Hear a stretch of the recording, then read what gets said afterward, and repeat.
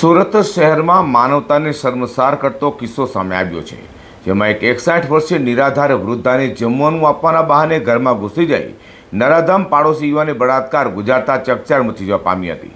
તો બનાવ લઈને સલાબતપુરા પોલીસને ગુનો નોંધી ત્વરિત તપાસ હાથ ધરી નરાધમ પાડોશી યુવકને ઝડપી પાડ્યો છે. સુરત શહેરમાં માનવતાને શર્મસાર કરતી ઘટના બની હોય તેમ સલાબતપુરા વિસ્તારમાં 61 વર્ષીય વૃદ્ધ મહિલા સાથે દુષ્કર્મની ઘટના સામે આવી છે. સલાબતપુરા પોલીસ પાસેથી મળતી માહિતી મુજબ માન દરવાજા વિસ્તારમાં રહેતી વૃદ્ધા પોતાના ઘરમાં એકલી હતી. તેનો લાભ ઉઠાવી પડોશમાં રહેતો 38 વર્ષીય ઇરફાન કલીમ ચાંદ શેખ રાત્રે આશરે 11 વાગે જમવાનું આપવાના બહાને ઘરમાં પ્રવેશ્યો હતો. ઘરમાં પ્રવેશ્યા બાદ આરોપીએ વૃદ્ધાની મરજી વિરુદ્ધ દુષ્કર્મ આચરતા વૃદ્ધાએ બનાવ લઈને સલાબતપુરા પોલીસ મથકે ફરિયાદ નોંધાવતા જ પોલીસ પણ ચોંકી ગઈ હતી અને તરત જ સલાબતપુરા પોલીસે તપાસ હાથ ધરી ગણતરીના કલાકોમાં જ નરાધમ પાડોશી યુવાન બળાત્કારી ઇરફાન કલીમ ચાંદ શેખને શોધી કાઢી તેની ધરપકડ કરી હતી. હાલ આરોપી ઇરફાન કલીમ ચાંદ શેખ સામે સંબંધિત કલમો હેઠળ ગુનો દાખલ કરી વધુ તપાસ હાથ ધરાઈ છે.